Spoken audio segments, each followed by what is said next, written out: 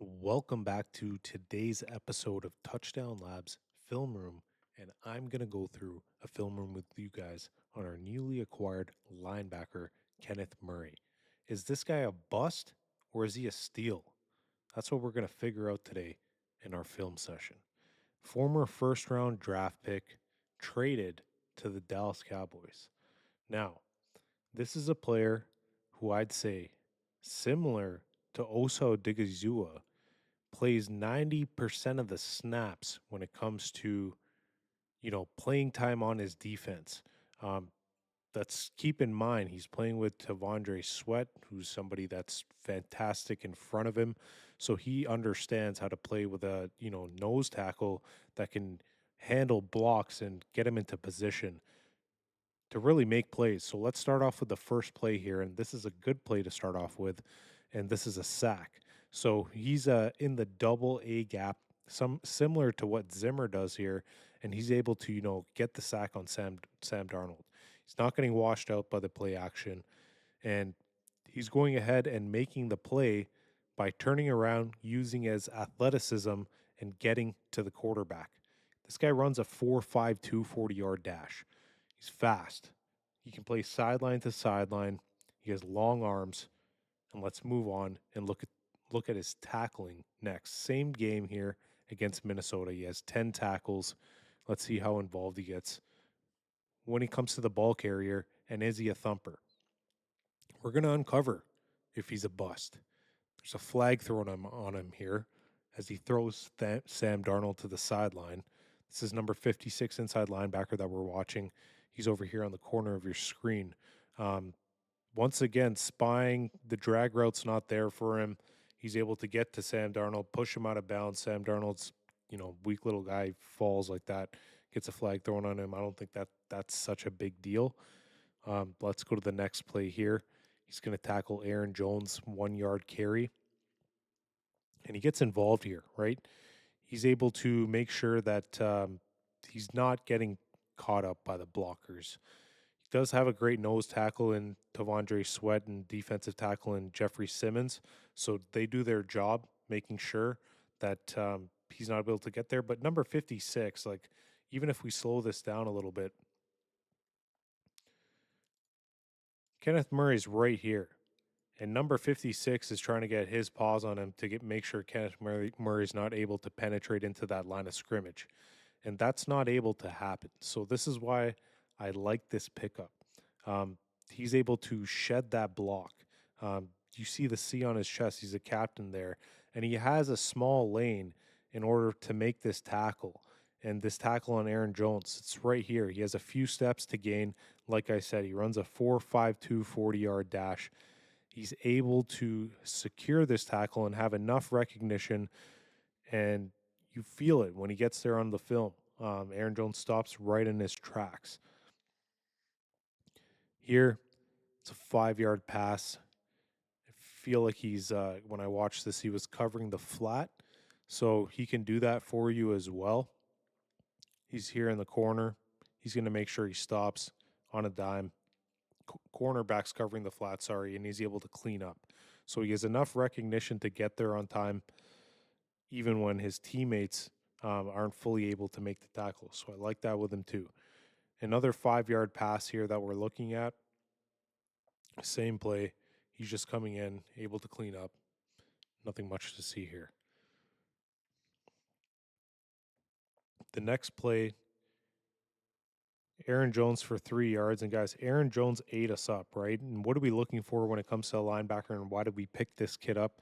He has recognition. He's willing to take chances, and he gets there, right? And he makes tackles, and he's physical. He's available. That's another big thing I'd say about this guy.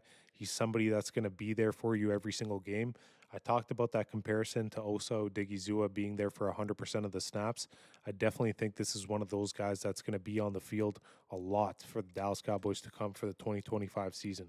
He has patience, enough patience for him to go ahead and make plays. Now, next we're going to see him get burned a little bit on, you could say, pass inside to the end zone. Justin Herbert's, going to look him off, and he's not ready for this fade route.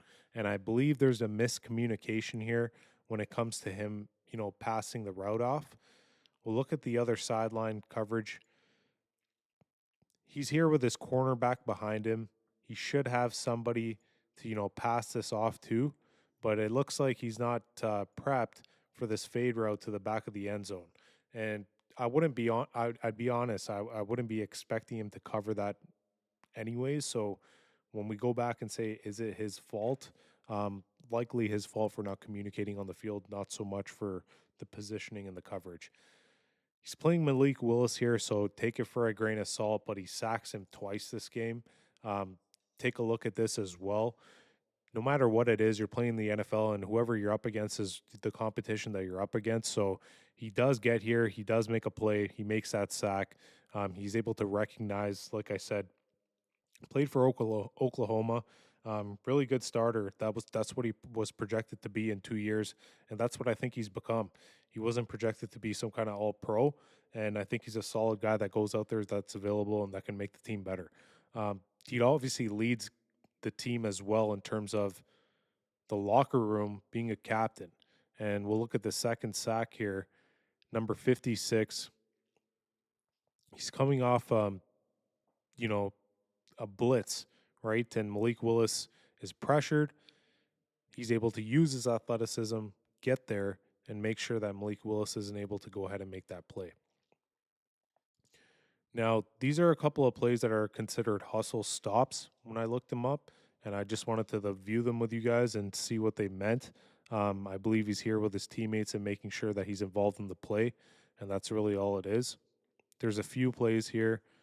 There's the sacks that are hustle attempts as well, so that's fine. Now, receptions allowed, I also wanted to see how vulnerable he was in the pass game. This is something that you get to see regularly, that quarterbacks are, they're targeting him in the red zone. And this, I don't think it's a correlation. Quarterbacks like to go to their tight ends in the red zone, so I don't think that's something to worry about too much. But he's communicating here. He's able to make that tackle. It's not like he's getting that pass thrown on him in the end zone, and he's able to make sure that this is a minimal gain. He has burst. He's a linebacker that can spy. He's somebody that can blitz. He's somebody that can rush off the edge. It's done from time to time with him. So I think that's why Flus is going to use him. He's very versatile. You can see he's communicating with the defense and calling plays. It looks like he's the green dot linebacker for them. Barely gets his hand up there, and he's not able to make that play like we saw in the Jack Sanborn film, where he's athletic enough to get up there. But that's the opposite with these two guys. Kenneth Murray is a lot more athletic than Jack Sanborn, and it's just unfortunate that he gets caught here by one of the best quarterbacks in the league, and he's able to, get caught slipping when it comes to not being in his zone. So that is something that we can expect out of him as well. I think it's good that he's going to get coached up by probably one of the best linebacker coaches in the league. So that's fantastic for us, and he's coming in with a lot of high traits. I just did this Jack Sanborn film like right before I recorded this, and to be honest, when I looked at it and I said at the end of the film, like, let's just take a look at him, there was a lot more good than bad. So I was like, I should just pause and do a whole film session on this guy. He's somebody that has a high ceiling and a lot of potential. Coming in here, he's able to clean up, make sure this is a minimal gain as well. And, yeah, he didn't get there at the beginning, but he's able to make sure that he's hitting this running back to get him out of bounds. So, another thing I wanted to point out here, receptions allowed, and it looks like Aaron Rodgers is trying to eat him up when it comes to the red zone. He had 4 targets thrown against him this game against the Jets, and it looks like here against wide receivers, well, elite ones, he's going to have a tough time, right? So this is something that's common that we saw in the film, that he's going to be there in the middle of the field, and there's going to be times where really he's a little bit vulnerable. This is Garrett Wilson, so one of the better wide receivers in the league. I don't expect him to cover Garrett Wilson on a down in and down out basis, but for somebody who was a first round linebacker, I do expect him to have the recognition and be smart enough to either pass off the coverage or make sure he's there. He's again covering Garrett Wilson. Sorry, 53 is covering Garrett Wilson in the middle of the field here. So it looks like the Jets have a great game plan for how to go ahead and attack these linebackers. And the next play that we're going to see right after this is, unfortunately, he lets a touchdown in by Brees Hall. So it's a passing touchdown, and we're going to go ahead and look at this as well. This is what we're evaluating, right? The good and the bad. And it looks like at times when it comes to the red zone, um, there are times where he's covering the running back, and that's a mismatch for him. So Brees Hall here, it looks like Aaron Rodgers is calling, his audible. He's making sure that his team knows that he's going to take this shot at the back of the end zone with the running back. They have a fantastic running back to do this with.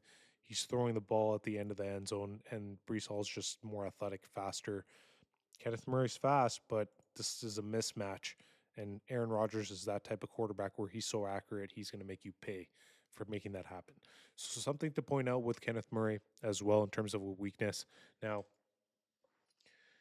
fortunately enough, I feel like he played really good against this Washington offense. So Kenneth Murray was, pass rushing a lot here against Jaden Daniels, making sure that Jaden Daniels was somebody who, felt his presence throughout the game. Short pass here for 9 yards, but let's look at the tackles here. He's going to tackle Brian Robinson at the next play as well. So he's involved in the run game, and that's what you're getting with this linebacker. Long arms, sideline to sideline. We mentioned it again and again. And he has a little bit of help in the front, but we're hoping with Solomon Thomas coming in, also Digizua getting re-signed. And, we talked to Terrence Parsons on the podcast. He said Mozzie Smith was training with Micah. So that's something to look forward to as well. This guy's 241 pounds. He's a bigger guy, and he runs 4.5. This is why the Cowboys picked him up. He's athletic. He's another guy that's maybe a little bit less athletic than Micah, but he's up there. So he has a lot of high potential if Flus can figure out what he's doing in this defense. And I think it's a win-win situation for him as well. He gets a short contract where he can feel like he's coming in and playing at a high level and getting an ability to get that second contract next year at this ever increasing salary cap. So last thing here is he's rushing, and this is another ability that he has. He can, tackle the running back. He's making sure he's involved, and really he's just being patient and staying in his gap. Patience is something that he has, and that's fantastic. I think the linebacker room has changed with him and Jack Sanborn coming in. Both of these guys are going to get a lot of playing time. Chicago Bears fans were upset that Jack Sanborn wasn't tendered as he was an undrafted free agent. But we get two guys from two different parts of the spectrum, an undrafted free agent, and then again, look at him making this play. This is a fantastic way to end off this film session. Now, this is a goal line play. It's important, right? And we're going to have the two guys who are supposed to be one-on-one with each other going at it. And this is exactly what I like to see on a play like this, where we have, our linebacker number 56 making this even tackle for loss here at the goal line. And he's hyped up about that, right? And that's fantastic. You're going to see him at the end zone copy. He's the one linebacker in the middle of the field. He's able to get his hand there, wrap around him, and he has the strength, and he's strong enough at 241 pounds to make sure that Brian Robinson's not able to get after him on that tackle. So interesting there. He's also fantastic in the run game. So I'll say that again.